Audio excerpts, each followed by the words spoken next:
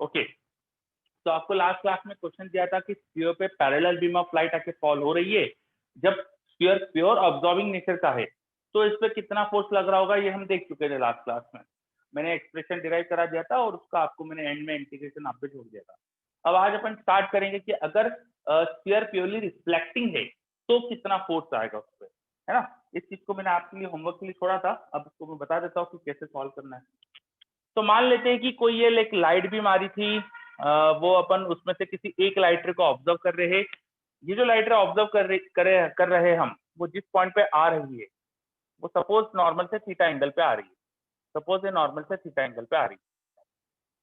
अब ये theta angle अगर मुझे सेम रखना है तो जैसा हमने पिछले क्वेश्चन में भी देखा था, यहाँ पर हमको एक सर्कुलर आर्क लेना चाहिए और यहाँ पे एक रिंग जैसी स्ट्रिप काटना चाहिए स्फीयर में।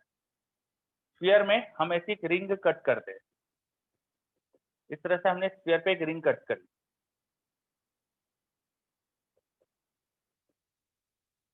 स्फीयर पे हमने एक रिंग कट करी, ये 3 डायमेंशन में होगी, पीछे की तरफ भी इसको आप दिखा सकते हैं। तो एक रिंग कट करी हमने। तो स्फीयर को अगर हमने स्फीयर देखा, उसमें हमने क्या करा, ऐसी एक रिंग बना दी। कैसे बनाई ये रिंग, उस पर ना मैंने 2 इस तरह से वर्टिकली कट लगाए, तो उसमें जो छोटा सा सेक्शन बनेगा उसको अपन ऐसा रिंग देख सकते हैं। आप कैसा दिखेगा ये इमेजिन करने के लिए घर पे एक ना कुछ भी नींबू वगैरह जो होता है उस तरह की स्फेरिकल चीज ले लेना और उसको चाकू से ऐसे 2 स्लाइस 2 कट करना, तो उसकी सरफेस देखना कैसे कटेगी। वैसे ही मैंने यहाँ पे कुछ स्लाइस ली है, ऐसे ही स्लाइस पिछले क्वेश्चन में भी ली थी, इसके एक फर्स्ट पार्ट में भी ली थी, तो ये आसान होगा आपके लिए। ठीक है, इसका एरिया वगैरह ये सब अपन लिख सकते हैं। सेंटर से मान लेते वही थीटा एंगल पे गए थे अपन, ये इस सेंट्रल लाइन से थीटा एंगल पे गए थे हम लोग, और यहाँ पे हमने डी थीटा एंगल कंसिडर करा था। मान लेते कि हमने यहाँ पे जो एंगल कंसिडर करा था इट वॉज डी थीटा, तो उसकी जो आर्क लेंथ होगी ये हो जाएगी आर डी थीटा, और यहाँ पे जो रेडियस होगी इस रिंग की वो आने वाली थी आर साइन थीटा। तो उसका एरिया आप लोगों ने पिछली बार भी लिखा था, d A it was going to be 2 pi r sine theta into r d theta. R d theta इसकी विड्थ हो गई और जो उसकी पूरी सरकमफ्रेंस थी वो 2 पाई आर साइन थीटा। अब इस एरिया पे कितने फोटॉन्स गिर रहे होंगे, चलो बेसिक से अगर करें तो नंबर ऑफ फोटॉन, अच्छा ये बेसिक से मेरे लास्ट क्लास में जो तरीका बताया था उसी से करते चलो। लास्ट क्लास में मैंने जो फॉर्मूले डिराइव कराए थे वो यूज करवाया था, यहाँ भी वो यूज कर लेते हैं। इस पे जो प्रेशर होगा उसका फॉर्मूला हम डिराइव कर चुके थे, वो आता था 2i cos square theta by c, तो वो फॉर्मूला है लगा लेते हैं। और जो प्रेशर होगा वो है ना यहाँ पे सरफेस के नॉर्मली लगता है, प्रेशर सरफेस के नॉर्मली लगता है। तो सरफेस के नॉर्मली जो फोर्स लग रहा होगा वो अगर कोई पूछे, इधर जो डीएफ फोर्स लग रहा होगा वो कोई पूछे तो डीएफ फोर्स लिख सकते हैं अपन, जो प्रेशर होता है 2i cos square theta by c into area which is going out to be 2 pi r sine theta into r d theta. तो ये आर इधर मल्टीप्लाई करके पीछे सिर्फ डी थीटा लिख देता हूँ मैं। ये छोटा सा एरिया इंटू प्रेशर, ये मैंने छोटा सा फोर्स लिख दिया, but that force is perpendicular to surface. Pure reflection के केस में जो फोर्स आता है वो सरफेस के परपेंडिकुलर ही आता है, तो सरफेस के परपेंडिकुलर है। और अगर आप ध्यान से देखेंगे तो ये परपेंडिकुलर फोर्स जो है ना वो नीचे यहाँ पे ऐसा लग रहा होगा, यहाँ पर इस तरह से लग रहा होगा। तो ये पूरी जो रिंग हमने काटी है उसके ऊपर पूरी तरह से जो परपेंडिकुलर फोर्स आएगा उसका केवल हॉरिजॉन्टल कंपोनेंट ऐड होने वाला है। देखो ये जो डीएफ फोर्स एक एंगल पे देखो उसका हॉरिजॉन्टल कंपोनेंट ऐड होने वाला है, इसलिए मुझे डीएफ कॉस थीटा को ऐड करना चाहिए। मुझे अगर स्फीयर पे टोटल फोर्स निकालना है एफ नेट, तो डीएफ फोर्स का जो कॉस थीटा कंपोनेंट होना है वो मुझे लेना चाहिए, क्योंकि डीएफ फोर्स का जो कॉस थीटा है वो इधर ऐड होगा, जो साइन थीटा होगा वो पूरी रिंग पे इधर भी साइन थीटा इधर भी साइन थीटा कैंसिल आउट होने वाला है। ये चीज समझ में आ रही है कॉस थीटा कंपोनेंट क्यों लेना चाहिए? Yes sir.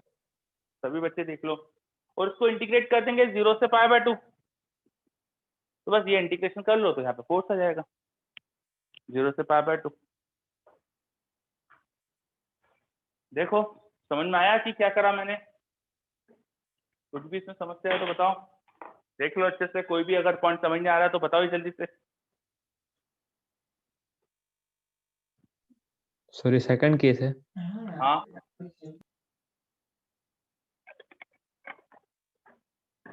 Pure reflecting surface मानिए, इसलिए 2i cos square theta by c pressure लिया है। रिफ्लेक्शन के केस में प्रेशर ये होता है, और इस रिफ्लेक्शन के केस में जो फोर्स आता है वो सरफेस के परपेंडिकुलर होता है। अब्जॉर्प्शन में सरफेस के लाइट के अलाउंग फोर्स होता था, याद करो मैंने वहां पे फोर्स का डायरेक्शन अलग दिखाई थी, यहाँ अलग दिखाई। ठीक है, आ रहा समझ में? आस्था, नुपुर, बताइए। थोड़ा सा कॉम्प्लिकेटेड है, इंटीग्रेशन वगैरह लग रहा है इसमें, तो कुछ भी दिक्कत तो बताओ आपको, अगर नहीं आ रहा है कुछ भी तो। अगर क्लियर है तो फिर अपन आगे बढ़ते हैं फिर। सर सिर्फ पेपर इसका एरिया देखने में दिक्कत आ रही। एरिया देखने में दिक्कत आ रही है, ठीक है। तो देखो थोड़ा सा अच्छे इधर एक डायग्राम बना के कोशिश करते हो, थोड़ा बड़ा डायग्राम बना लेता हूँ मैं। इस पे लाइट जो गिर रही है वो पैरेलल आ रही है, सारी पैरेलल बीम आ रही है ना। तो मैंने ऐसा सेक्शन इस पे ढूंढने की कोशिश करी, जहां इंसिडेंस एंगल सेम है। देखो यहाँ जो इंसिडेंस एंगल थीटा है, सिमेट्रिकली मैं अगर यहाँ पर आऊंगा तो लाइट का यहाँ भी इंसिडेंस एंगल थीटा ही होगा, इधर नीचे भी, यस सर। है ना। और ये तो एक स्फीयर है, वो तो मैंने बोर्ड पे डायग्राम बनाया तो तुम्हें सर्कल लग रहा है, पर एक्चुअली में तो स्फीयर है। तो स्फीयर पर अगर हम सोचे, फिर 3 डायमेंशन में सोचे, तो जिस छोटे से एरिया पर मुझे इंसिडेंस एंगल फिक्स लगेगा, वो छोटा सा जो एरिया होना चाहिए वो कुछ ऐसा होना चाहिए था।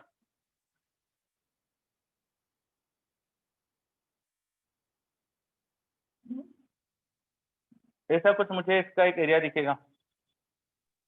Yes sir. समझ पा रहे हो कि क्या एरिया बनाया मैंने? इस तरह का एरिया बनाया मैंने, ठीक है। मतलब आप ऐसा इमेजिन करो कि एक स्फीयर है ना, घर पे कुछ भी नींबू वगैरह होता है वो स्क्वायर जैसे रहता है जनरली, उसको लो और उस पे चाकू से 2 स्लाइस काटो, उसकी एक ऐसा कट करो, एक ऐसा कट करो, उसकी एक स्लाइस रिंग जैसी निकालने की कोशिश करो। वो जो रिंग की सरफेस होगी वो कैसी होगी? हल्की सी स्लैंट होगी ना, यस सर। है ना, वो वैसी ही बस ये स्लाइस है। तो स्लाइस की जो सरफेस है ना, इस सरफेस पे जब लाइट गिरेगी तो हर जगह उसका जो एंगल होगा नॉर्मल से वो सेम होने वाला है। सेंटर से इसके किसी भी पॉइंट को ज्वाइन करोगे तो नॉर्मल आएगा सरफेस का, और लाइट का एंगल इसका हर जगह सेम है, वो हॉरिजॉन्टल है, तो हमेशा इस पे एंगल ऑफ इंसिडेंस थीटा ही आएगा। ये इमेजिन कर पा रहे हो? यस सर इससे सर। पेपर में क्वेश्चन आते हैं? हाँ तो आते तभी तो पढ़ रहे हैं अपन, ऐसा क्यों पूछ रहे हो आप? मतलब ये क्वेश्चन क्या आपको बहुत टफ लग रहा है? आपको ऐसा लग रहा है कि पेपर में आएगा ही नहीं, ऐसा कुछ लग रहा है क्या? बोलो। सर उसमें इंटीग्रेशन भी है और सर एरिया भी निकालना टफ लग। अरे ये तो आसान क्वेश्चन है बेटा, ये कुछ भी नहीं है जो IIT मैथ्स उसके सामने है। इस साल का IIT का पेपर उठाना,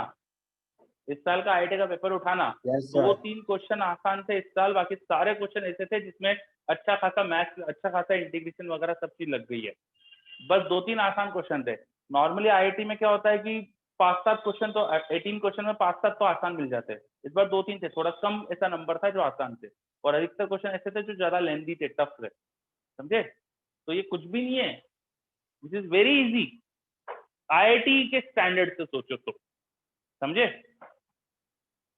और अब ये मुझे बहुत अजीब लगा यार, आप सब प्रिपेयर कर रहे हो फॉर IIT JEE, तो IIT JEE का लेवल ये नॉर्मल है, उसके लिए बहुत नॉर्मल क्वेश्चन है IIT JEE के लेवल पे। इसको देखिए घबराना आपका ये बता रहा है कि आपने ऐसे क्वेश्चन हैंडल नहीं करे।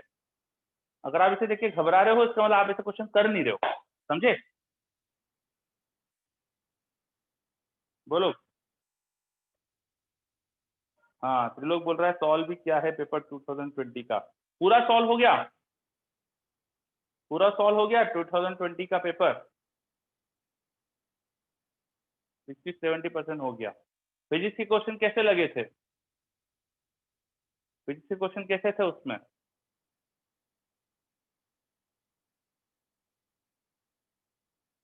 फिजिक्स के क्वेश्चन कैसे थे? लेंदी थे, बिल्कुल सही। तो ये कुछ भी, ये ऐसे ही कुछ करना पड़ता है वहां पे भी, ठीक है, ऐसे लेवल के क्वेश्चन रहते हैं। और ये क्वेश्चन कर करके ना आपका माइंड एक तरह से इवॉल्व होता है, आप ऐसे बड़े क्वेश्चन को हैंडल करने की एबिलिटी आती है। तो अगर हम आपको यहाँ कराएंगे नहीं तो एग्जाम के लिए प्रिपेयर कैसे होंगे आप? अगर हम यस सर। हाँ, इनको देख के घबराना नहीं है आपको, यहाँ कोशिश करना है सीखने की, समझने की। आपको तो मजा आना चाहिए कि वाह यार अच्छा क्वेश्चन करा रहा हूँ आपको मैं। आपको ये नहीं सोचना चाहिए कि अरे इतना टफ क्वेश्चन करा रहा हूँ, समझे। यस सर, नहीं तो कहीं हाँ की बुक लेंगे तो उसमें फंसेंगे। बिल्कुल सही। अगर मैं आपकी यहाँ हेल्प नहीं करूंगा तो आपके कहाँ से सीखोगे? मैं नहीं सिखाऊंगा तो कौन कैसे सीखोगे फिर? ठीक है, वही। और आपको अच्छा लगे तो फिर मैं नहीं हटा दूंगा, ऐसा क्वेश्चन कराना बंद कर दूंगा, है ना, नहीं उसमें आपको नहीं मजा सर। आएगा सब कुछ। चलो चलिए, तो अब इसके बाद ये इंटीग्रेशन वगैरह कर सकते हो क्या? इसमें जो ये एक्सप्रेशन बना है इसको इंटीग्रेट कर सकते हो क्या? Yes sir. फटाफट बताओ करके, वेट क्या करना फिर? इंटीग्रेशन पढ़ लिया है आपने तो ये तो तुम्हारे लिए बात का खेल होना चाहिए इसका इंटीग्रेशन करना।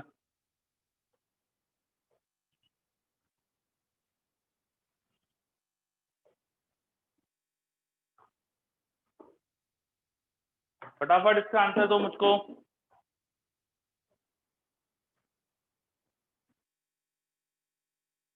और जो इसका पहला पार्ट था उसका भी आंसर दो। इसका एक पार्ट पिछली क्लास में करा था हमने, पिछली क्लास में इसका इंटीग्रेशन छोड़ दिया था मैंने आप पर, उसका भी आंसर दो मुझे। चलो त्रिलोक का तो आंसर आ गया, वेरी गुड त्रिलोक। ये इसका है कि पिछले वाले का आंसर है?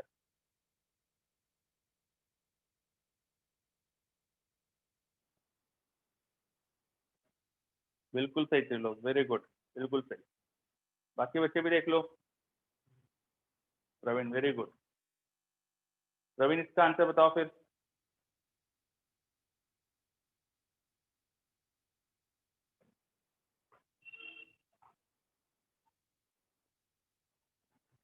आस्था, नुपुर, आप भी आंसर दीजिए। कोई बात नहीं, अभी का इसका आंसर दीजिए। इस एक्सप्रेशन को इंटीग्रेट करके आंसर क्या आएगा, जल्दी निकालो।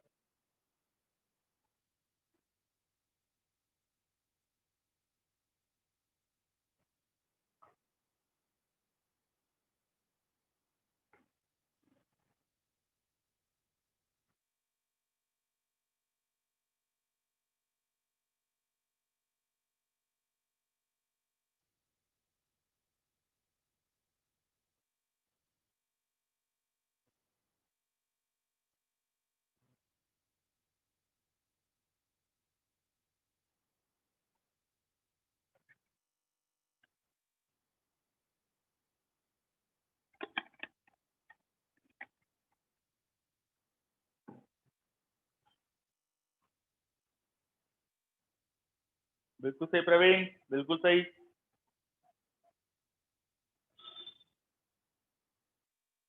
ये df into cos theta, value of df is this. इसमें कॉस थीटा मल्टीप्लाई करना पड़ेगा, फिर इंटीग्रेट करना है, लिमिट लगाना है 0 से π/2। बताओ जल्दी से आंसर क्या आएगा। मेरे पास दो बच्चों का आंसर आया अभी तक, प्रवीण का और त्रिलोक का। बाकी बच्चे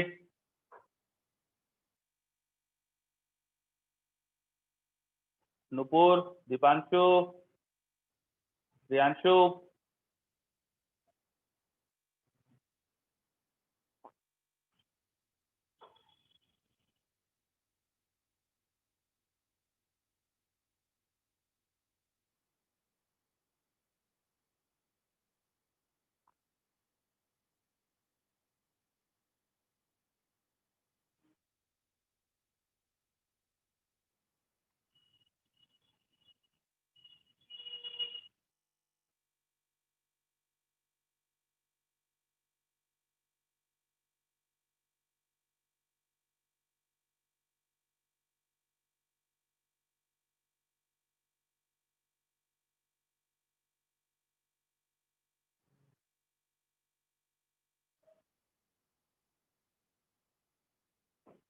चलो मैं भी सॉल्व कर देता हूँ आगे अब इसे।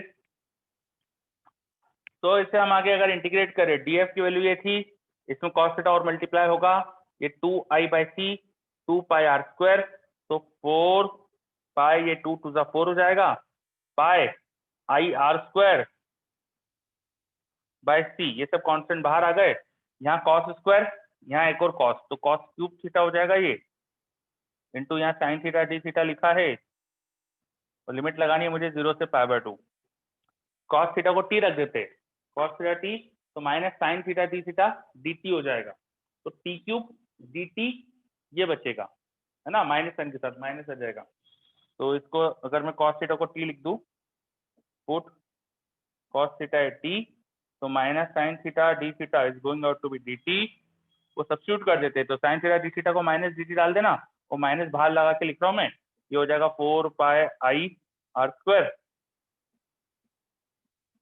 अपॉन सी अंदर ये टी क्यूब बचेगा, टी क्यूब dt का इंटीग्रेशन Yes, टी की sir. पावर 4/4, तो टी की पावर 4/4 आ जाएगा और टी को क्या लिखना है मुझे, टी को cos थीटा लिखना है, तो cos थीटा की पावर 4/4 और लिमिट क्या थी 0 से π/2, π/2 पे cos की वैल्यू 0 होती है, 0 पे 1 होती है, तो इसकी वैल्यू आने वाली है अंदर -1/4 और बाहर का 4 कैंसिल हो जाएगा, तो माइनस हटा के क्योंकि अंदर माइनस आने वाला है, ये आंसर आने वाला है मेरे पास πr² I/c। इतना आसान इंटीग्रेशन था, Yes, इतना sir. आसान इंटीग्रेशन था, है ना। और मुझे बहुत दुख हो रहा है कि आप बच्चे है ना रिप्लाई नहीं करते हो, आस्था, नुपुर, कोई रिप्लाई नहीं कर रहा है, दीपांशु, क्या इंटीग्रेशन नहीं आता क्या आपको, इसका रिप्लाई क्यों नहीं कर रहे थे आप, इतना इंटीग्रेशन तो कर सकते थे यार, है ना।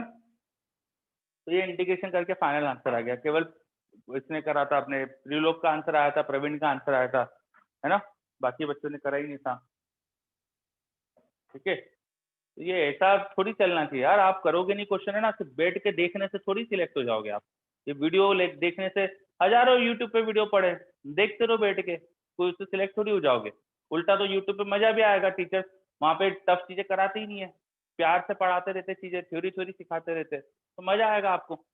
पर अगर आप खुद से क्वेश्चन नहीं करोगे ना, तो जब तक कुछ नहीं होने वाला बच्चों, ठीक है, जब तक आप प्रैक्टिस नहीं करोगे, और जो दिक्कत आ रही है क्वेश्चन सॉल्व करने में, वो डाउट आए तो डाउट पूछो, ये करना पड़ेगा आपको अगर सीखना है तो, अगर सिलेक्ट होना है तो। ठीक है, आपकी Yes, लाइफ, sir. हाँ बोलिए। नहीं सर, कुछ नहीं. कुछ नहीं, सर वो जेडबल में सर 4 बार होगा सर, ऐसा सर सुनने में आया है सर। क्या सर 4 बार होगा जेडबल में कल। वो तो, अरे ठीक है, अभी न्यूज आ रही है और सब, अभी जब जब कंफर्म हो जाएगा ना तब, अभी तो बोला है, पेपर पे प्रॉपर नहीं आया है, ठीक है, और अच्छी बात है 4 बार होना तो आपके लिए, है ना, आपको 4 बार मौका मिलेगा तो बहुत अच्छी बात है। एक बार नहीं Yes, समझ में sir. आया तो, है ना, एक बार में अगर अच्छी रैंक नहीं आई तो दूसरी बार नहीं। इससे एक चीज है कि जो पढ़ने वाले बच्चे हैं ना, उनको बहुत फायदा होगा। ठीक है, जो बच्चों को सच में पढ़ाई करना है, अगर मान लो किसी कारण से उनका पहली बार सिलेबस नहीं पूरा होता, तो दूसरी बार सिलेबस पूरा करके एग्जाम देंगे, तीसरी बार पूरा सिलेबस करके एग्जाम देंगे, उनका फायदा है। और जो टॉपर बच्चे आते हैं ना, उनको थोड़ा सा कंपटीशन बढ़ जाएगा, क्योंकि अब सारे बच्चों के पास अपॉर्चुनिटी ज्यादा है स्कोर करने की, तो उससे क्या होता है कि किसी भी एक पेपर में वो ज्यादा स्कोर कर ले, इसकी प्रोबेबिलिटी बढ़ जाती है। जो जेईई मेंस में अगर आप देखेंगे बच्चों के marks versus percentile, JEE mains April की जो होती है, उसमें आपको सेम परसेंटाइल लाने के लिए ज्यादा मार्क्स लाना पड़ते हैं।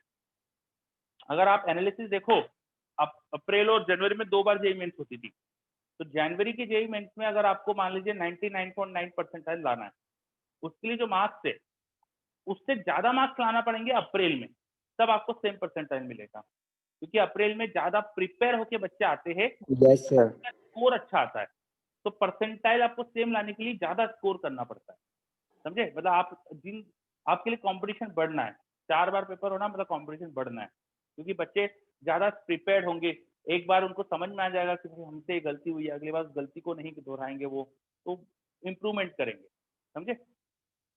Yes, Yes, sir. फिर उसमें लीडर के जुड़ते हैं. बिल्कुल सही, लीडर के ड्रॉपर के बच्चे भी जुड़ जाएंगे, बिल्कुल सही है उसमें, है ना। और 4 बार होने से क्या होता है, जैसे पहली बार कोई बच्चा किसी कारण से पेपर खराब दे दिया, उसने दे नहीं पाया पेपर, दूसरे मौके में अच्छा कर लेगा वो, दूसरे मौके में भी उसको किसी कारण से नहीं कर पाया, पूरा सिलेबस नहीं करके आया मान लो, या कोई टॉपिक उसको समझ में आया कि मैं पढ़ के नहीं गया था, तो तीसरी बार वो पढ़ के चला जाएगा, तो ना बच्चे अपनी सारी कमियां खत्म करके आएंगे। तो अब बहुत जरूरी हो जाएगा कि सारे टॉपिक, पूरा 11-12 का फिजिक्स अच्छे से आना चाहिए बच्चे को, और फिजिक्स क्या मतलब इनफैक्ट सारे टॉपिक अच्छे से आना चाहिए, फिजिक्स केमिस्ट्री मैथ सब अच्छे से आना चाहिए, कोई भी वीकनेस नहीं होना चाहिए आप में, कोई भी, क्योंकि आपका कंपटीशन बहुत बढ़ने वाला है इससे, समझे। यस, और त्रिलोक फर्स्ट अटेम्प्ट वाले के लिए बेस्ट है। हाँ, सबसे पहली बार जो जो जल्दी सिलेबस कंप्लीट कर ले बच्चा, उसके लिए हमेशा फायदा ही रहेगा। जैसे अभी तो जनवरी और अप्रैल पे दो जो पैटर्न होते थे, जो एग्जाम होती थी, तो जनवरी वालों को कम नंबर पे भी अच्छे परसेंटाइल मिल जाते थे, तो उनको फायदा होता है, बिल्कुल सही बात है। तो जो सबसे पहला अटेम्प्ट रहता है उसको जो ज्यादा अच्छा कर लेगा उसको हमेशा फायदा मिलेगा। समझे? बिल्कुल सही कहा थे लोग। तो इसलिए जो 11 12 में ढंग से पढ़ रहा है बच्चा उसको फायदा होगा, जो 11 12 पूरा ढंग से पढ़कर आया है। ठीक है, चलो। सो फोटो इलेक्ट्रिक इफेक्ट में हमें जितनी चीजें पढ़ना थी हमारी सब कंप्लीट हो गई है। अपन आगे पढ़ना स्टार्ट करते हैं। तो इसके बाद हम स्टार्ट करेंगे, पहले एक छोटी सी चीज बता देने वाला हूं मैं कि लाइट जो है अभी तक अपन ने उसका बिहेवियर जो था, तो पहले हमने उसका बिहेवियर देखा था वेव बिहेवियर, कि लाइट वेव है। लाइट को वेव मान के हमने इंटरफेरेंस, डिफ्रैक्शन सब चीजों को समझाया था। फिर फोटो इलेक्ट्रिक इफेक्ट समझाने के लिए रिसेंटली हमने लाइट को पार्टिकल माना। तो फिर है क्या लाइट? तो now light has dual nature, ये हमको पता है, हम ये अंडरस्टूड है, हम ये मानते हैं, हमें कंफर्म है बाय एक्सपेरिमेंट, डिफरेंट एक्सपेरिमेंट्स की लाइट का डबल तरह का नेचर होता है। वो दोहरा व्यवहार करती है, दोहरा व्यवहार है उसका। वो जब मैटर से इंटरेक्ट करती है तो पार्टिकल जैसे इंटरेक्ट करती है, और वो आपस में जब इंटरेक्ट करती है, लाइट एक लाइट दूसरी लाइट से जब इंटरेक्ट करती है तो वो वेव जैसे इंटरेक्ट करती है। तो light has double nature, wave and particle. Light is both wave and particle. अब ये जो कॉन्सेप्ट था कि लाइट का डबल नेचर होता है, इसी को लेकर डी ब्रॉगली नाम के साइंटिस्ट थे, उन्होंने प्रपोज करा कि मैटर का भी डबल बिहेवियर होना चाहिए, क्योंकि यूनिवर्स में सब चीजें एक जैसी है। ऐसा एक कोई चीज डबल बिहेव कर रही है तो सबका ही डबल बिहेव होना चाहिए, ऐसा उन्होंने प्रपोज करा। उन्होंने बोला कि जैसे आप लाइट के लिए मोमेंटम जो लिखते हैं ना h/λ, वैसे किसी पार्टिकल का मोमेंटम अगर आपको पता हो तो उसकी वेवलेंथ लिख सकते हो। लाइट के लिए आपने लिखा था मोमेंटम p इज h/λ, ये उसकी वेवलेंथ और momentum. Momentum is a property which is a property for particle, और wavelength is property for wave. तो वेव की प्रॉपर्टी और पार्टिकल की प्रॉपर्टी का रिलेशन बताया था लाइट के लिए। डी ब्रॉगली ने बोला ऐसा ही रिलेशन यूज करके मैं पार्टिकल की वेवलेंथ निकाल सकता हूँ h/p से, where p is momentum of particle. और ये जो वेवलेंथ आई इसे बोल दिया wavelength of matter wave, matter wave wavelength. तो लुई डी ब्रॉगली ने प्रपोज करा कि मैटर पार्टिकल का भी डुअल बिहेवियर होता है, मैटर पार्टिकल का भी दोहरा व्यवहार होता है। अब particle also have a wave nature and the wave associated with particle is called matter wave। जो वेव पार्टिकल के साथ एसोसिएटेड है उसे कहा गया मैटर वेव। अब इसका मतलब ये मत सोच लेना आप कि पार्टिकल जो होता है ऐसा ऐसा चल के जाएगा, ये मतलब नहीं। पार्टिकल के साथ वेव है इसका मतलब ये नहीं कि पार्टिकल का मोशन ऐसा होगा, ये मतलब नहीं। आप सब सोचते हो कि वेव मतलब ऐसा चलना, नो। ठीक है, वेव नेचर है उसके साथ कुछ, उसके साथ कुछ एक वेव फंक्शन एसोसिएटेड है। ठीक है, वेव क्या होती है? Wave is some disturbance of physical quantity. कोई फिजिकल क्वांटिटी डिस्टर्ब होती है, उसका एक वेव फंक्शन होता है, वो एक फंक्शन पोजीशन और टाइम पे डिपेंडेंट एक फंक्शन के साथ वेरी करती है वो वैल्यू, वो फिजिकल क्वांटिटी। तो हम उसकी वेव होती है ऐसा बोलते हैं, उस वेव फंक्शन रिप्रेजेंट्स वेव। ऐसे ही मैटर पार्टिकल का भी एक वेव फंक्शन होता है, और उस वेव फंक्शन की जो वेवलेंथ है वो निकालने के लिए लुई डी ब्रॉगली ने फॉर्मूला प्रपोज करा। कुछ समझ में आई क्या बात, मैंने क्या बोला? बताइए बच्चों। प्रवीण को तो आ रहा है, फिर से रिपीट करता हूं।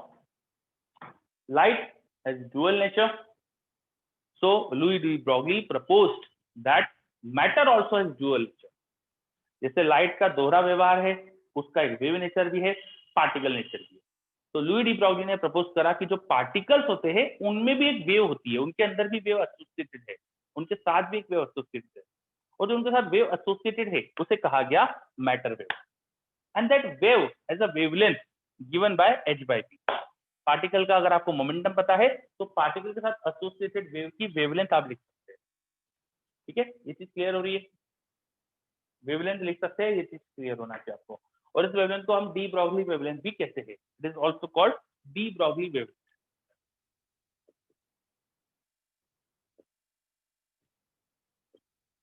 मैटर वेव वेवलेंथ या डी ब्रॉगली वेवलेंथ। ये कैसे निकालना है आपको? h/p से। h क्या है? प्लांक कांस्टेंट 6.63 10⁻34 जूल सेकंड, ये इसकी SI में वैल्यू होती है। p क्या है? पार्टिकल का मोमेंटम। e क्या है? पार्टिकल का मोमेंटम। मोमेंटम कैसे निकाल सकते हैं? मास इंटू वेलोसिटी से निकाल सकते हैं, या काइनेटिक एनर्जी पता हो तो √2m के ही लिख सकते हैं अपन, क्योंकि शायद आपको याद होगा कि काइनेटिक एनर्जी होती है half mv², yes sir. Half mv²। तो 2 काइनेटिक एनर्जी क्या हो जाएगा, 2 times of kinetic energy mv², दोनों टाइम मास मल्टीप्लाई करो तो 2 time mass into kinetic energy हो जाएगा m² v²। तो आप mv को लिख सकते हैं √2m के ही, ऐसा। फिर आपने इलेक्ट्रोस्टैटिक पढ़ा है, तो आपने पढ़ा होगा कि कोई चार्ज पार्टिकल अगर q चार्ज v वोल्ट से एक्सलेट हो जाए तो उसकी एनर्जी काइनेटिक एनर्जी हो जाती है qv। A charge q when accelerated by potential difference v now possesses a kinetic energy of qv। ये समझ में आ रहा है क्या लिखा है मैंने? Yes sir. when a charge q is accelerated by v potential difference, when a charge q is accelerated by v potential difference, then the kinetic energy of charge becomes qv. So you can also write kinetic energy as qv। ये सारे form में आप लिख सकते हैं momentum के फॉर्मूले को, तो ये सब उठा के यहाँ डाल सकते हो, तो आपको अलग अलग फॉर्मूले बन सकते हैं, बनते हुए दिख सकते हैं। आप h/mv भी लिख सकते हो लेमडा को, आप h/√2m के भी लिख सकते हो, k is the kinetic energy of particle, आप इसको √2m के को q भी लिख सकते हो। इस तरीके से आप डी ब्रॉगली वेवलेंथ निकालने के लिए फॉर्मूले बना सकते हो। अब अगर हम एक इलेक्ट्रॉन को देखें जिसके पास एनर्जी है with kinetic energy of some x electron volt या v इलेक्ट्रॉन वोल्ट, या कुछ नंबर दे देता हूं मैं, कुछ x इलेक्ट्रॉन वोल्ट बोल देते हैं।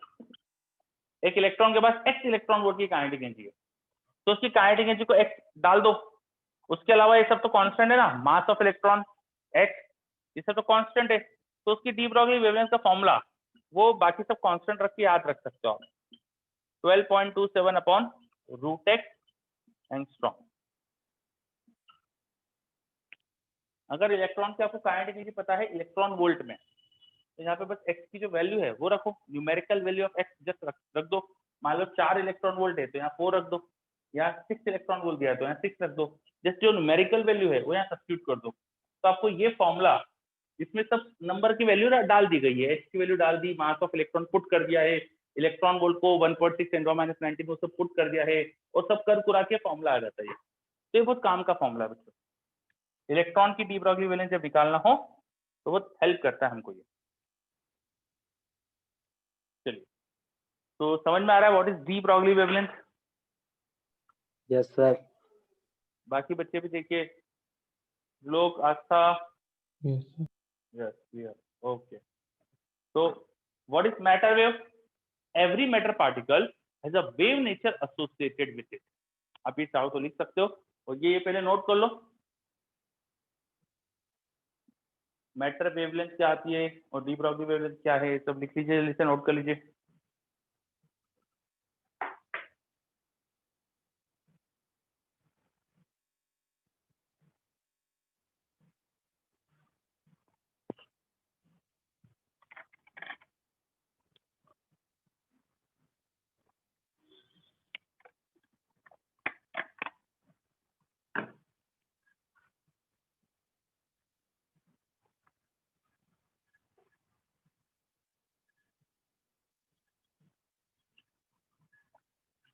चलो, हो गया क्या नोट?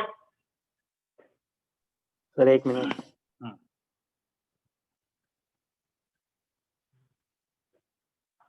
इससे बेस कुछ क्वेश्चन लिख रहा हूं मैं।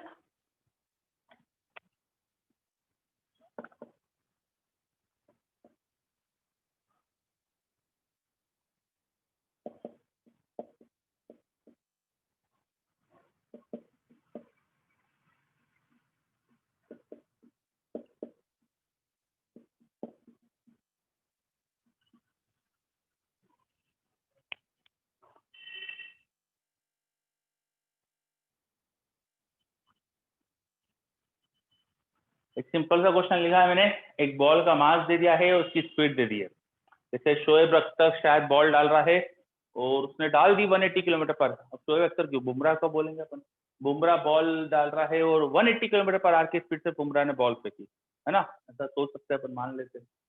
तो उस बॉल की डी ब्रॉगली वेवलेंथ क्या आएगी? करिए calculate, what is de Broglie wavelength of this cricket ball?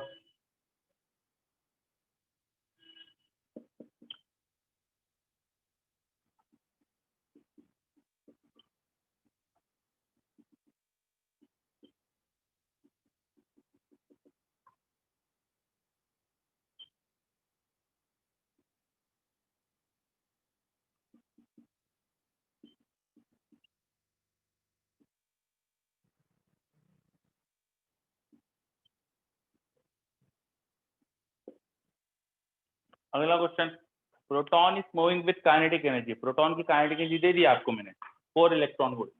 Find its de Broglie wavelength, उसकी डी ब्रॉगली वेवलेंथ बताइए, करिए।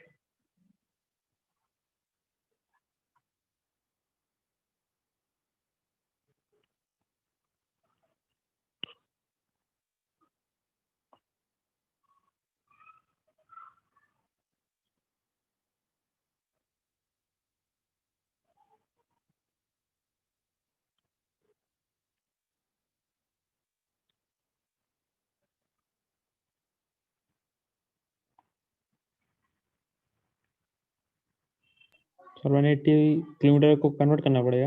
ऑफ कोर्स एसआई में रखना पड़ेगा, ऑफ कोर्स आप करिए उसको कन्वर्ट। 5/18 से मल्टीप्लाई कर सकते हैं, मीटर पर सेकंड में आ जाएगा। किलोमीटर पर आवर की स्पीड को 5/18 से मल्टीप्लाई कर दो, so you will get its velocity और स्पीड जो भी है in metre per second.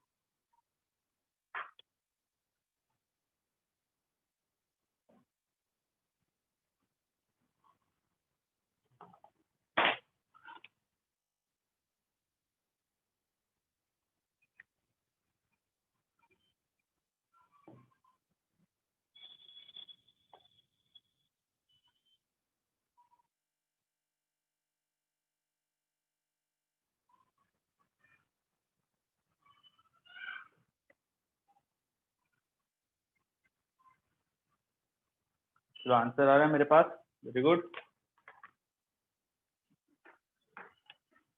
Lambda calculation करना थी बस, 6.63 into 10⁻⁻34 divide by m into v. m is 150 gram, तो 0.15 kg, और ये 5/18 से मल्टीप्लाई करिए इंटू 5/18।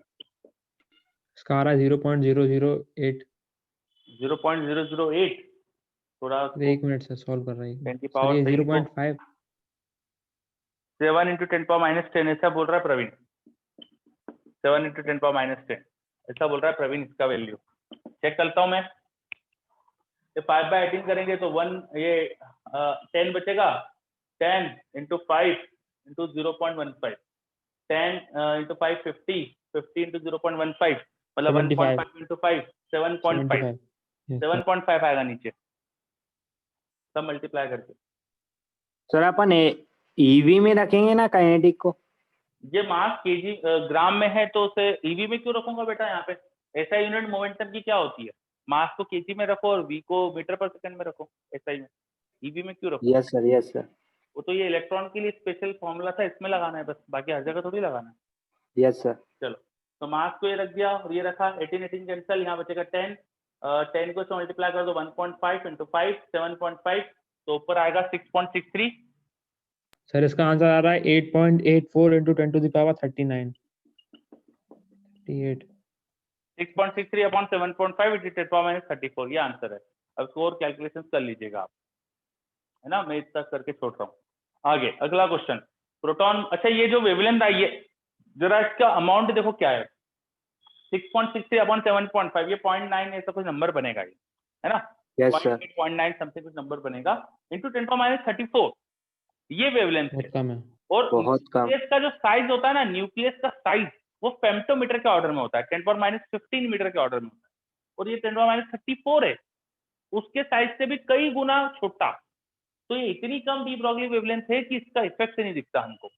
हमें इस बॉल का जो वेव नेचर है उसका इफेक्ट दिखाई नहीं देता, क्योंकि इसकी डी ब्रॉगली वेवलेंथ बहुत कम आ रही है। वेव नेचर दिखने के लिए डी ब्रॉगली वेवलेंथ सफिशिएंट होना चाहिए, कुछ हम डिटेक्ट कर पाए इतनी तो होना चाहिए। इस साइज को तो हम डिटेक्ट भी नहीं कर पाते, समझे। हमारा कोई इंस्ट्रूमेंट इस वेवलेंथ को डिटेक्ट नहीं कर पाता। अगला question, proton is moving with kinetic energy find it D Broglie wavelength. Proton की डी ब्रॉगली वेवलेंथ निकालिए, प्रोटॉन की डी ब्रॉगली वेवलेंथ निकालिए।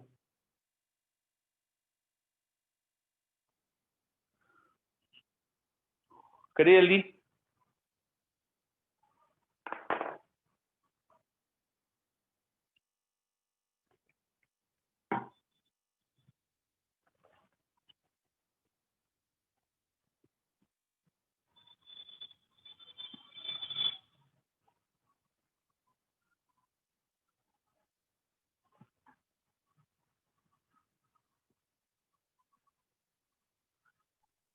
सर उसका आंसर आ रहा है 884 इंटू 10⁻30 -31।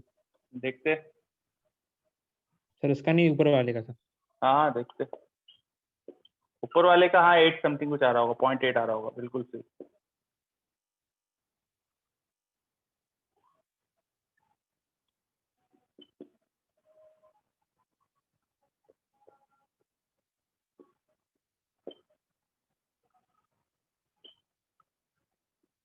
देखिए दो पार्टिकल है m1 m2 मास के, this particle is a mass m2, this particle is a mass m1, both particles are moving along x and y axis respectively.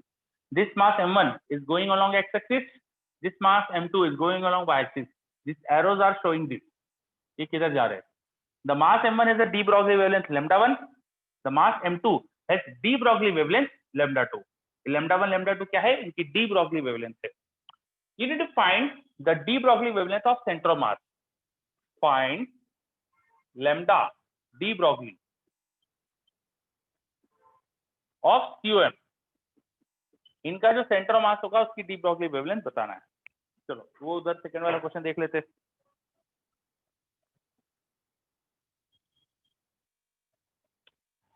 4 electron volt की काइनेटिक एनर्जी प्रोटॉन की, D Broglie wavelength पूछी है, सिर्फ formula लगा देंगे 6.63 × 10⁻34 divide by momentum, उसको लिख सकते हैं √2m ke, 2 mass of proton 1.67 × 10⁻27 kg into energy 4, electron volt is 1.6 10⁻19। Calculation करना है और आंसर आ जाएगा। Yes sir. ठीक है, तो बताओ अंदाज से क्या आने वाला है। सर ये √2 × 10⁻11 के करीब आएगा। √2, हाँ √2 10⁻11। मुझे एक आंसर आया प्रवीण का √2 × 10⁻11, इसके आसपास आंसर आ रहा है।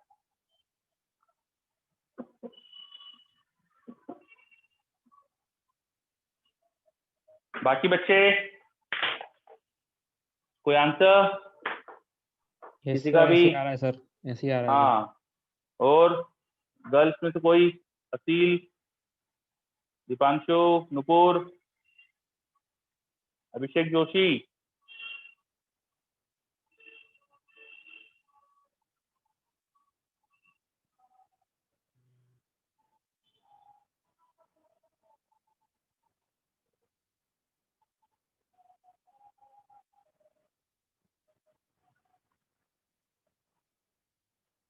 किसी 10 to क्लोज आ रहा है आज तक का? हाँ सर 1.67 इंटू 10⁻24 है ना? हाँ, 10 पावर क्या लिखा है, -27 है वो, -27। -27।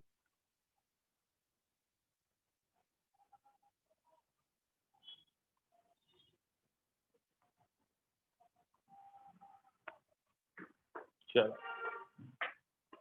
ठीक है, तो अगला क्वेश्चन जल्दी से करिए, ये जो दिया हुआ है आपको,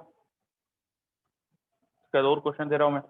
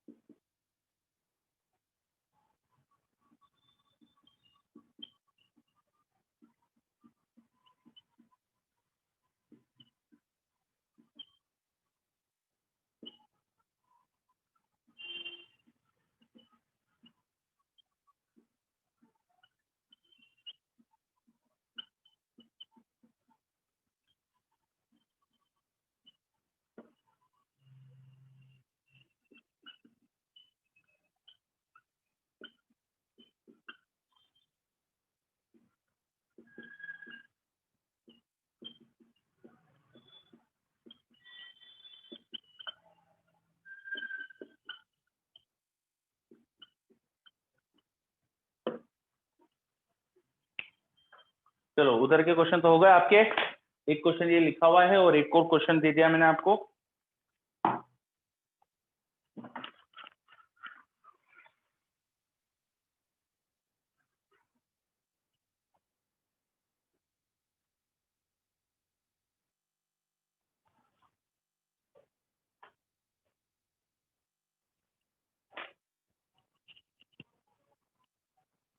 सेंटर मास वाले का आंसर आया कुछ?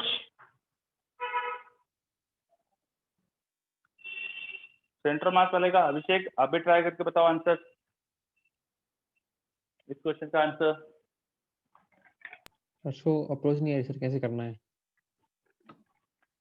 सेंटर मास की डी ब्रॉगली वेवलेंथ पूछी है, डी ब्रॉगली वेवलेंथ कैसे निकालते हैं? एच बाय मोमेंटम, मोमेंटम ढूंढो सेंटर मास का क्या होगा, ठीक है। किसी भी सिस्टम के सेंटर मास का मोमेंटम निकालना है, momentum P of centre mass of system, वो होता है उसके सारे पार्टिकल्स के मोमेंटम का सम, वो होता है sum of momentum of each particle in system. System में जितने पार्टिकल है सबके मोमेंटम का सम कर दीजिए। कितने पार्टिकल हैं? 2। इसका मोमेंटम होगा h बाय लैम्डा 1, मोमेंटम नहीं दिया पर लैम्डा दिया है, तो मोमेंटम h से डिवाइड करो, h बाय p करो तो हमें लैम्डा मिलता है, तो मोमेंटम के लिए h बाय लैम्डा कर सकते हैं अपन। तो इसका हो जाएगा h बाय लैम्डा 1 प्लस ये आई कैप में है, उसका हो जाएगा h बाय लैम्डा 2 पर वो जे कैप में है, इनको सम कर दो तो टोटल मोमेंटम आ गया। अब टोटल मोमेंटम का मुझे मैग्नीट्यूड चाहिए, सेंटर मास के मोमेंटम का मैग्नीट्यूड, तो वो आ जाएगा इनका मैग्नीट्यूड का सम, है ना। तो root over h by lambda 1 square plus h by lambda 2 square. अब सेंटर मास का मुझे डी ब्रॉगली वेवलेंथ चाहिए, तो लिख दो h by momentum of centre mass.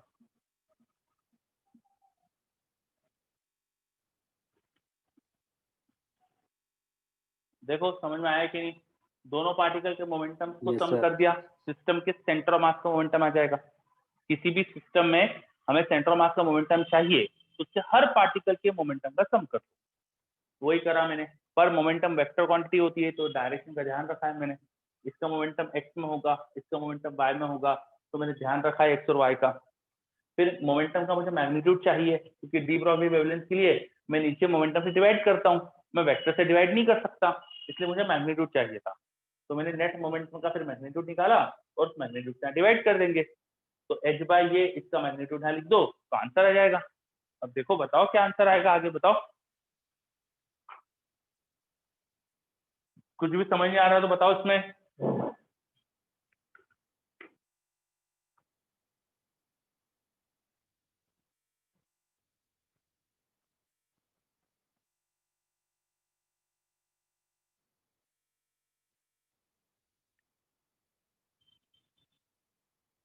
Very good Praveen, बहुत बढ़िया। प्रवीण ने आंसर दिया मुझको, ये आ रहा है lambda 1 into lambda 2 divide by root over lambda 1 square plus lambda 2 square. This should be the answer. बिल्कुल सही प्रवीण, बढ़िया। लोग वेरी गुड।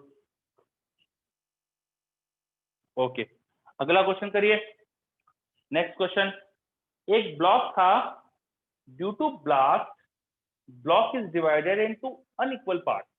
क्या हुआ, ब्लॉक के अंदर है ना किसी ने बम वगैरह लगा दिया था, इसमें कुछ है ना छोटा सा विस्फोटक था, तो ब्लास्ट हो गया और 2 पार्ट्स बन गए। तो 2 पार्ट्स बन गए, बीच में से टूट गया और 2 पार्ट्स बन गए। Block is divided into unequal parts, ये एक जैसे नहीं है, अलग अलग तरह के पार्ट्स है, मतलब दोनों का मास इक्वल नहीं है बच्चों, अनइक्वल मास है। Which are moving with speed shown, तो ये वाला हिस्सा v1 से मूव कर रहा है, वो वाला हिस्सा v2 से चल रहा है। इनके 2 फ्रेगमेंट्स हो गए, और जो फ्रेगमेंट्स आए ना उनकी स्पीड दे दिया आपको क्वेश्चन में। इन दोनों पार्ट्स की क्या स्पीड है, उनका मोशन की स्पीड दे दिया आपको मैंने, v1 और v2, पर मैंने मासेस नहीं दिए। देखो आपको मासेस क्या दिए नहीं मैंने, ठीक है। 2 पार्ट्स हो गए और दोनों की अपनी अपनी स्पीड बता दी मैंने। अब पूछा है find ratio of de Broglie wavelength of 2 parts. इन दोनों की डी ब्रॉगली वेवलेंथ है कि कुछ उसका रेशो बताओ, डी ब्रॉगली वेवलेंथ का रेशो क्या आना चाहिए इनका, करो, करिए ट्राई।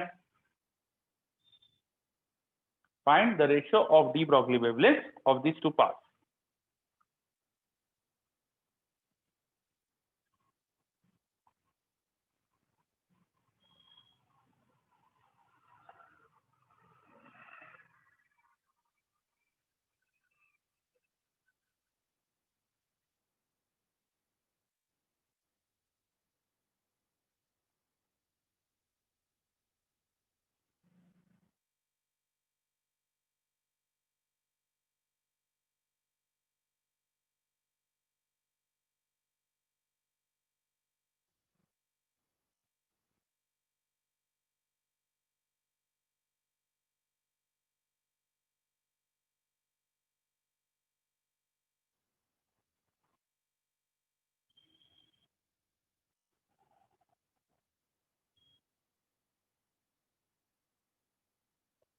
बिल्कुल सही प्रवीण, बिल्कुल सही प्रवीण, 100% सही।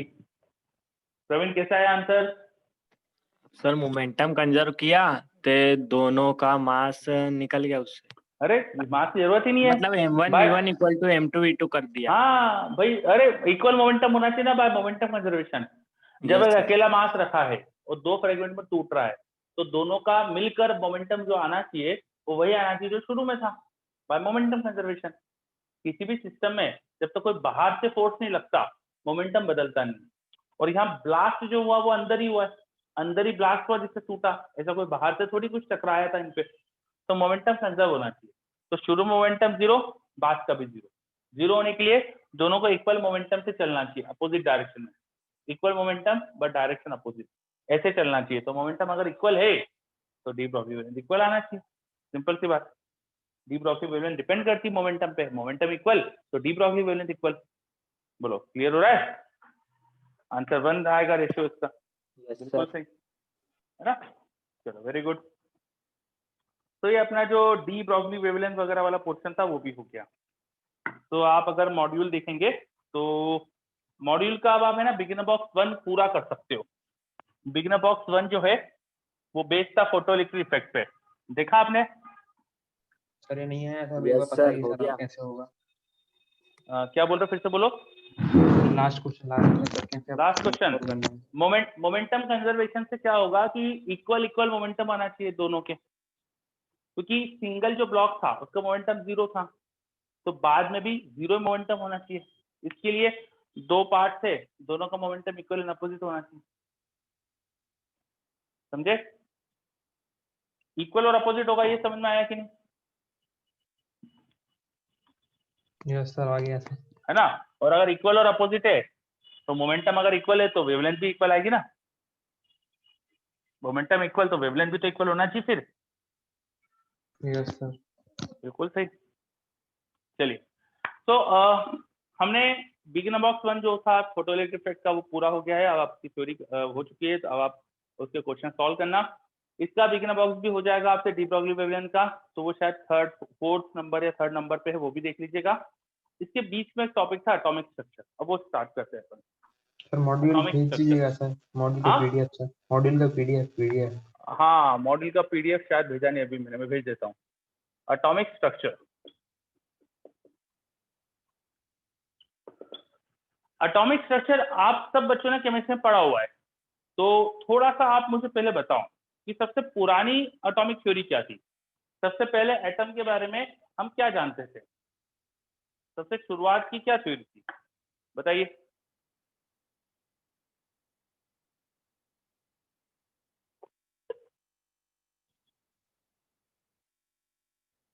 बोलो। डाल्टन एटॉमिक थ्योरी, बिल्कुल से याद था। What was Dalton atomic theory?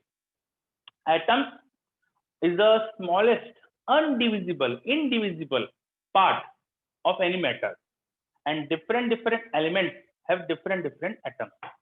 अलग अलग एलिमेंट के एटम्स अलग होते हैं और एटम से मिलके मॉलिक्यूल बनते हैं। कंपाउंड मॉलिक्यूल सर दो और अपने कंपाउंड बनते थे, कंपाउंड। बिल्कुल सही, हाँ एटम से मिलके मॉलिक्यूल से कंपाउंड इस तरह की चीजें बनती है ना। And different elements have different types of atom and atom is the smallest indivisible part of any element।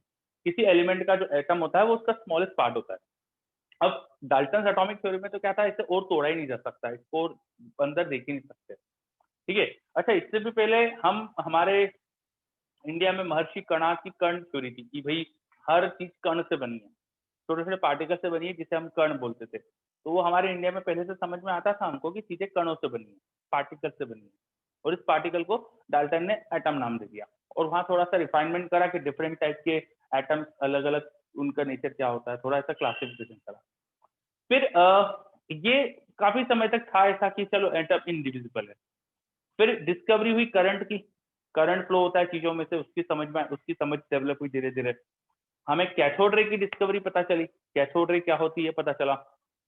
तो कैथोड रे की डिस्कवरी के बाद इलेक्ट्रॉन की डिस्कवरी हुई, और इलेक्ट्रॉन मैटर के अंदर से आ रहा था, वो एटम से अंदर से आ रहा था। वहां समझ नहीं आ रहा था हमको कि फिर एटम के अंदर से एक नेगेटिव चार्ज पार्टिकल कैसे आ रहा है, ठीक है। तो सबसे पहले तो ये एटम की जो डाल्टन थ्योरी थी, इसके बाद फिर आई अपना कैथोड रे।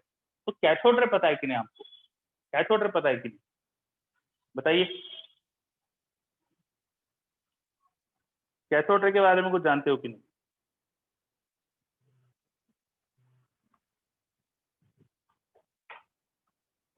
बोलिए, केमिस्ट्री में पढ़ा है आपने, ऐसा बिल्कुल नहीं कि आपको बिल्कुल नहीं आता।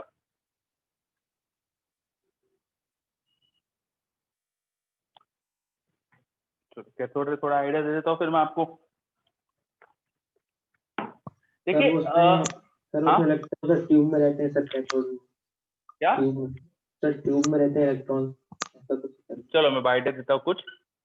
जब करंट की हमें पता चला कि मैटर से करंट फ्लो करता है, इलेक्ट्रिसिटी फ्लो करती है, उसका हमें पता चला, तो हमने चीजों को क्लासिफाई करने की कोशिश करी, किस में करंट फ्लो होता है, किस में नहीं होता है, इसको स्टडी करने की कोशिश करी गई। तो पता चला कि कुछ मटेरियल में से करंट फ्लो नहीं होता है, जिन्हें इंसुलेटर बोल दिया, जैसे वुड, प्लास्टिक, है ना, ग्लास, उस समय लेदर, इन सबसे करंट फ्लो नहीं होता था। पेपर, पेपर के दो एंड पे एक बैटरी से ईएमएफ लगाओ, करंट नहीं आता था।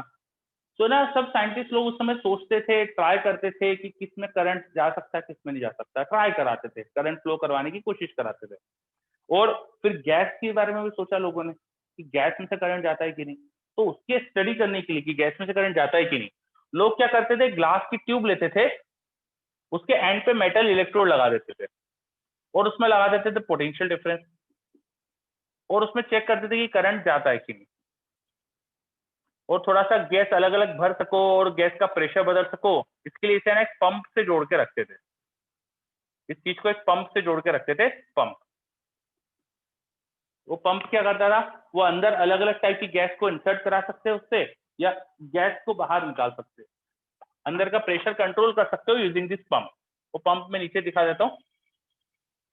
तो there is also an pump attached here.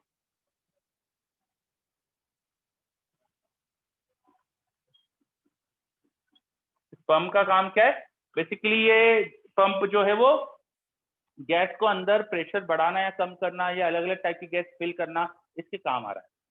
तो ये जो पूरा अरेंजमेंट है कि ग्लास ट्यूब में दो इलेक्ट्रोड लगा दिए है और पोटेंशियल डिफरेंस आके चेक कर रहे हैं कि करंट जाता है कि नहीं जाता है, इसे बोलते थे discharge tube. And discharge tube was used to calculate current flow through gases. Gases से करंट फ्लो को ऑब्जर्व करने के लिए, समझने के लिए हम डिस्चार्ज ट्यूब यूज करते थे। तो हमें पता चला कि यस, गैसेस से भी करंट फ्लो होता है। कुछ गैसेस, नियॉन वगैरह से गैसेस से जब करंट फ्लो होता है तो वो ग्लो करती है, उनसे चमक दिखती है हमको, कुछ गैसेस से चमक नहीं दिखती।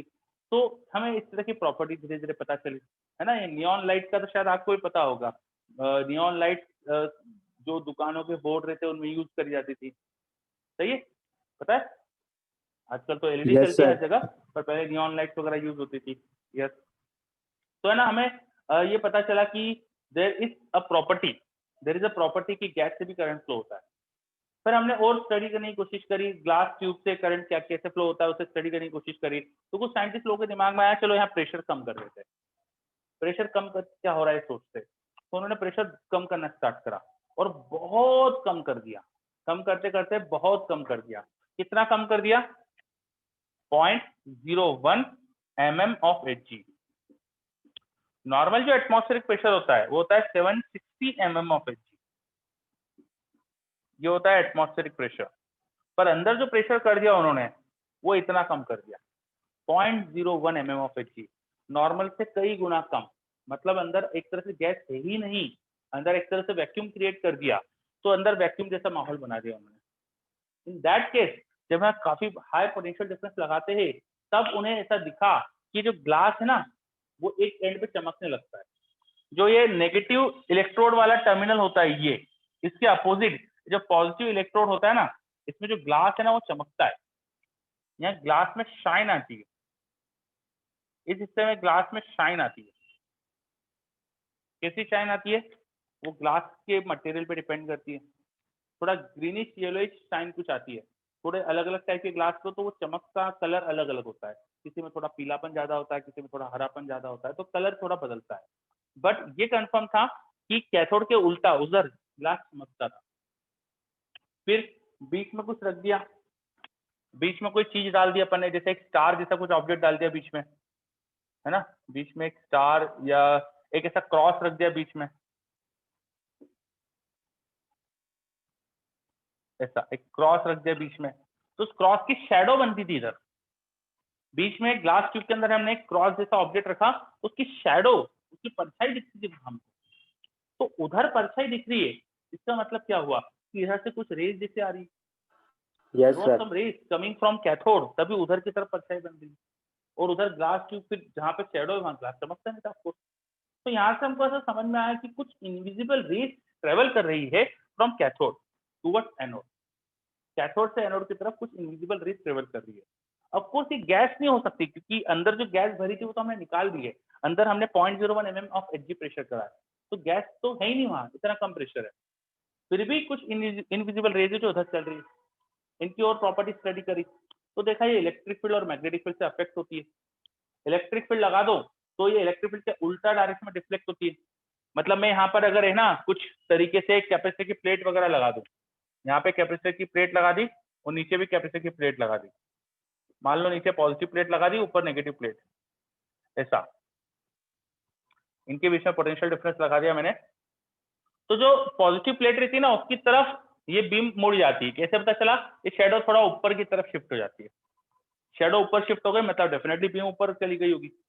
तो हमें ये समझ में आया कि जो बीम है ये चार्ज है, इनके पार्टिकल में चार्ज है, क्योंकि ये इलेक्ट्रिक फील्ड से अफेक्ट हो रहे हैं। वैसे ही मैग्नेटिक फील्ड से भी अफेक्ट होते थे, मैग्नेटिक फील्ड लगाओ उससे भी इनका मोशन जो होता है अफेक्ट होता है। तो प्रॉपर्टी से हमको समझ में आया कि इन पार्टिकल पे नेगेटिव चार्ज है। फिर अंदर हमने पहिए जैसी चीज रखी, कोई एक व्हील जैसा ऑब्जेक्ट रखा।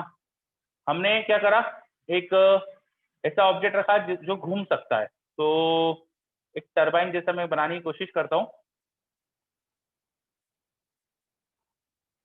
एक है ना व्हील जैसा ऑब्जेक्ट रखा इस तरह से, जो उस व्हील के अंदर मैंने यहाँ लगा दिए फ्लैप, ऐसे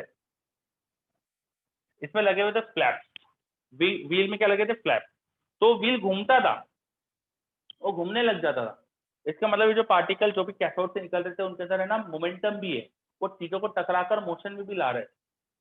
फिर जो एनोड पे टकराते थे तो एनोड गर्म भी हो जाता था। तो बहुत सारी चीज प्रॉपर्टी हमने समझने की कोशिश करी तरह तरह के एक्सपेरिमेंट करके, और सारी प्रॉपर्टीज को लेकर ये समझ में आया कि ये कुछ पार्टिकल्स है जिन पे नेगेटिव चार्ज है, जिनका हमें charge by mass J Thomson ने डिस्कवर करके पता करके एक्सपेरिमेंट के थ्रू पता करके बताया हमें कि इनके चार्ज और मास का रेशियो क्या है। और फाइनली इन चार्ज पार्टिकल को नाम दिया इलेक्ट्रॉन। और ये कहा गया बाद में कि एक्चुअली कैथोड से इलेक्ट्रॉन्स की बीम निकल रही थी, और फिर इलेक्ट्रॉन की सारी प्रॉपर्टी डिस्कवर हुई और इलेक्ट्रॉन एक्सेल से डिस्कवर हुआ। तो यहाँ से इलेक्ट्रॉन की डिस्कवरी हुई थी। अब इलेक्ट्रॉन कैथोड से निकल रहा है तो कैथोड के अंदर से आ रहा है डेफिनेटली, और कैथोड में हमने कोई मेटल लगाई थी, मेटल के अंदर एटम्स होते हैं, एटम्स के अंदर से आ रहा है। इसका मतलब एटम नॉर्मली न्यूट्रल दिखता है, लेकिन उसमें से नेगेटिव चार्ज पार्टिकल आया, मतलब एटम के अंदर से आया, मतलब एटम के अंदर एक नेगेटिव चार्ज पार्टिकल है। तो इलेक्ट्रॉन्स मेटल के अंदर होते हैं, एटम्स के अंदर होते ही हमें समझ में आया। आ रही की बात समझ में आपको? ये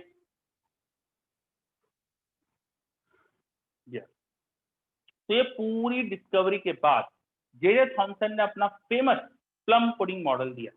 जे थॉमसन का फेमस एटॉमिक स्ट्रक्चर का प्लम पुडिंग मॉडल उन्होंने प्रपोज करा। What was plum pudding model? बताइए, what was plum pudding model? Plum pudding model क्या था बताइए? जल्दी, what was plum pudding model?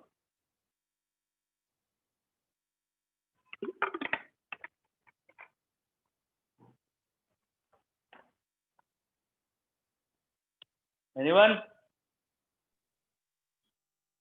Sir atom में सर पॉजिटिवली चार्ज रहता है, ऐसा था। जे थॉमसन ने ऐसा Okay. सोचा कि एटम जो है ना एक बड़ा सा सॉलिड स्फीयर है, atom is just a solid sphere, solid sphere. और सर उसमें नेगेटिवली चार्ज इलेक्ट्रॉन और भी है। बिल्कुल सही। और जो इलेक्ट्रॉन यहाँ से बाहर निकल रहे थे ना, तो जे थॉमसन ने सोचा कि यार इलेक्ट्रॉन में कुछ प्रॉपर्टी ऐसी कि वो बाहर निकल जाते हैं, तो उन्होंने सोचा इलेक्ट्रॉन इसमें ना तरबूज में जैसे बीज डले हुए रहते हैं ना, वैसे इसमें इलेक्ट्रॉन बीज में डले हुए हैं, और सर जो ऐसा मॉडल पॉजिटिवली किया। मीडियम और जो पॉजिटिवली मीडियम था उसको ये हाँ। कहते हैं फ्लडिंग। नहीं पुडिंग, फ्लडिंग नहीं, पुडिंग। यस सर, हाँ ये सर हाँ पुडिंग। हाँ। Yes, ये sir. ये हमारे जो पार्टिकल्स है ना, ये जो दिखा रहा हूँ काले काले डॉट, ये इलेक्ट्रॉन्स है, ये इलेक्ट्रॉन्स है। जैसे तरबूज में बीच बीच में बीज होते हैं ना, वैसे यहाँ पे एटम के अंदर बीच बीच में इलेक्ट्रॉन होते हैं। और तरबूज में कैसे सब तरफ एक रेड कलर का जो तरबूज का मटेरियल रहता है पूरा, वैसा Yes, पूरा sir. एटम है, वैसा पूरा एटम है। एटम में पूरा सब तरफ डिस्ट्रीब्यूटेड है पॉजिटिव चार्ज। ये पूरा एटम जो है पॉजिटिव चार्ज है, इसमें पॉजिटिव चार्ज है, सब तरफ इसमें पॉजिटिव चार्ज है और बीच बीच में इलेक्ट्रॉन्स थे। ऐसा सोचा जे थॉमसन ने। पर ऑफकोर्स ये मॉडल गलत प्रूव हो गया था बाद में, क्योंकि इसमें कई सारी ऐसी चीजें थी जो हमको पहले तो समझ ही नहीं आ रही थी। फिर कुछ एक्सपेरिमेंट हुए जिसके रिजल्ट ये मॉडल समझा ही नहीं पाया। तो ये इलेक्ट्रॉन अंदर स्टेबल कैसे है, ऐसा कैसे कि पॉजिटिव चार्ज का स्फीयर में अंदर स्टेबल है, अलग अलग एटम में अलग अलग स्फीयर क्यों बन जाता है पॉजिटिव चार्ज का, ये तो बहुत सारी चीजें समझ नहीं आ रही थी। स्टिल एक काफी अच्छा एक इमेजिनेशन करने की कोशिश करी गई और पहली चीज तो ये पता चली कि अंदर एटम के अंदर इलेक्ट्रॉन नाम के पार्टिकल भी होते हैं। फिर कहानी में दूसरे हीरो आ गए अपने, जे थॉमसन के स्टूडेंट थे रदरफोर्ड। वो चाह रहे थे मॉडल सही प्रूव करना, उन्होंने एक्सपेरिमेंट करा जिससे मॉडल गलत प्रूव हो गया। ऐसा मैं कहानी बना के बोल रहा हूँ, असली किसी को पता ही नहीं कुछ।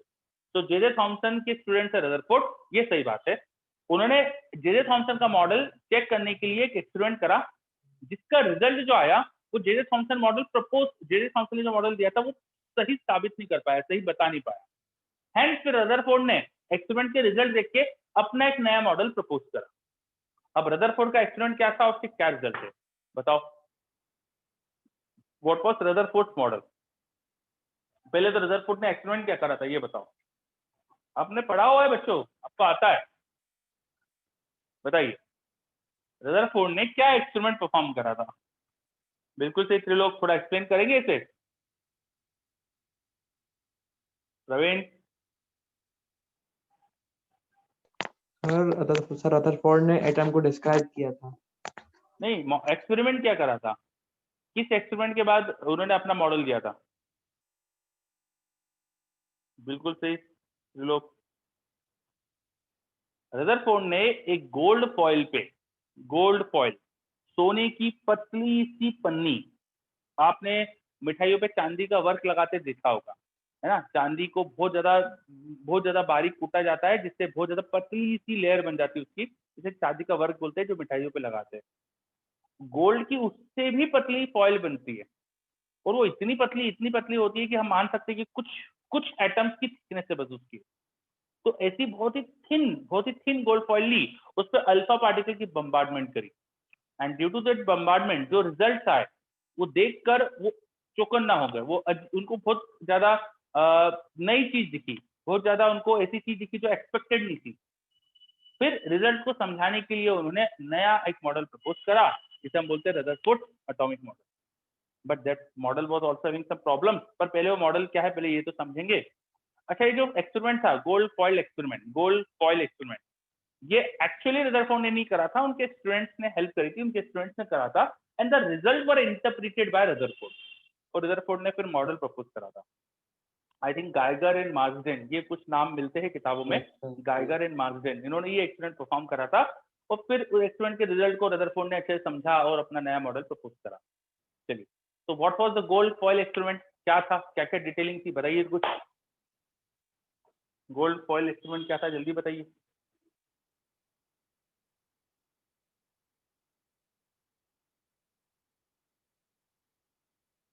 एक पतली सी गोल्ड की फॉइल पे अल्फा पार्टिकल की बीम की बम्बार्डमेंट करी थी। अल्फा पार्टिकल कैसे लेके आया? He was Rutherford, so he was pioneering in work of radioactivity. He knew the element which emitted alpha particle, उनको पता थे क्या एलिमेंट अल्फा पार्टिकल इमिट करते, तो उन्हें अल्फा पार्टिकल के सोर्सेज का अच्छा अंदाजा था। तो अल्फा पार्टिकल जो निकल रहे थे रेडियो एक्टिव सब्सटेंसेस से, उनकी बीम बम्बार्ड करी on a thin gold foil, and he observe that most of the alpha particle just goes passed by the gold foil, वो बिल्कुल क्रॉस कर जाते हैं। कुछ अल्फा पार्टिकल ऐसे भी थे जो टकराकर 180 डिग्री पे वापस आते हैं, जो टकराकर 180 डिग्री पे वापस आते हैं। तो ये बहुत अजीब लगा रदरफोर्ड को। बहुत सारे पास कर जाते हैं, चलो ठीक है, अल्फा पार्टिकल के अंदर बहुत मोमेंटम है तो उसको अच्छे से क्रॉस करके जा रहा है, पर कुछ वापस क्यों आ रहे हैं? बहुत से अल्फा पार्टिकल एकदम 180 डिग्री पे वापस आ रहे हैं, ये समझ नहीं आ रहा था। ये ऐसा लग रहा है जैसे कि आपने एक कागज है, कागज पे एक बुलेट फायर करी तो बुलेट उससे टकराकर वापस आ जाए, मैक्सिमम बुलेट उसे क्रॉस कर जाए, लेकिन कुछ बुलेट उससे टकराकर वापस भी आ जाए। तो ये बहुत अजीब हो रहा था कि मैक्सिमम अल्फा पार्टिकल तो सीधे जा रहे थे, लेकिन कुछ अल्फा पार्टिकल टकराकर वापस आ रहे थे। तो ये बहुत अचंभा करने वाली बात थी, ये समझ नहीं आ रहा था क्या हो रहा है। ठीक है, तो कुछ अल्फा पार्टिकल बड़े बड़े एंगल पे भी डिविएट हो रहे थे, वो इस गोल्ड फॉइल से बड़े बड़े लार्ज एंगल पे डिविएट होकर निकलते थे। तो ये सारे जो रिजल्ट आए थे वो समझाने के लिए फिर रदरफोर्ड ने अपना नया मॉडल प्रपोज करा, और वो मॉडल ऐसा था कि एटम के सारा पॉजिटिव चार्ज और सारा ऑलमोस्ट सारा मास उसके छोटे से सेंटर पे कॉन्सेंट्रेटेड होता है। ये मॉडल गलत है।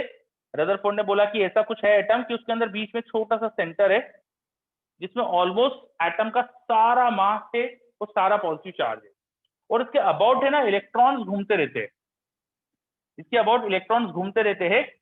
ये बीच में जो सेंटर है इसमें पॉजिटिव चार्ज होता है और इलेक्ट्रॉन पे नेगेटिव चार्ज है, तो इसलिए इलेक्ट्रॉन उस नेगेटिव चार्ज के इलेक्ट्रॉन को न्यूक्लियस का जो पॉजिटिव चार्ज है, जो बीच में सेंटर है उसे न्यूक्लियस कहा, न्यूक्लियस का पॉजिटिव चार्ज इन्हें अट्रैक्ट करके रखता है, और अट्रैक्शन की वजह से इन्हें सेंट्रीपिटल फोर्स मिलता है और इस सर्कुलर मोशन कर पाते हैं। ये रदरफोर्ड ने मॉडल प्रपोज करा था। इससे ये चीज भी समझ में आई कि most of the atom is empty, तो एम्प्टी होने की वजह से most of the alpha particle straight away निकल रहे थे। जो न्यूक्लियस होता है सेंटर, वो पूरा पॉजिटिव चार्ज है, अल्फा का भी पॉजिटिव चार्ज है, ये इससे आएगा और इससे रिपेल होगा, तो रिपल्शन की वजह से हो सकता है कि उसकी स्पीड अल्फा की 0 हो जाए और वो वापस पलट जाए। तो फिर एक्सपेरिमेंट के जो रिजल्ट थे प्रॉपर्ली हम एक्सप्लेन कर पा रहे थे बाय रदरफोर्ड एटॉमिक मॉडल। इसे प्लेनेटरी एटॉमिक मॉडल भी बोलते हैं। प्लेनेट सन के अबाउट घूमते हैं, वैसे कुछ मॉडल है कि इलेक्ट्रॉन अपने न्यूक्लियस के अबाउट घूमते हैं। समझ में आ रहा है ये? Yes. है ना? ये सब पढ़ा हुआ है, देखो आपने तो ये सब कंप्लीट हो चुका आपका केमिस्ट्री में। मैं तो बस एक रिवीजन करा रहा हूँ। और फिजिक्स में ये सब चीजें कुछ नहीं आती। रदरफोर्ड मॉडल वगैरह कोर्स में हमको ऐसा फिजिक्स में नहीं पूछते हैं कोई, हमें मेन आता है बोहर मॉडल में। बोहर मॉडल पे क्वेश्चंस मेनली आते हैं फिजिक्स में।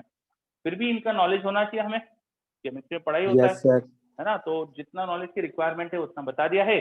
पर इन पे कुछ क्वेश्चंस वगैरह भी और आते हैं, पर अब टाइम अपना ज्यादा बचा नहीं है, तो एक दो क्वेश्चन जो होते हैं रदरफोर्ड मॉडल पे बेस्ड क्या आ सकते हैं, list distance of closest distance approach क्या होगी, ये सब चीजें अपन नेक्स्ट क्लास में करेंगे। ठीक है, आप केमिस्ट्री में जो भी पढ़ा है वो सब रिवाइज करके आइएगा बच्चों। पूरा सब रिकैप होने वाला है, तो प्लीज रिवाइज करके आना, तो सब ज्यादा अच्छे से समझ में आएगा आपको। क्लियर? Yes, sir.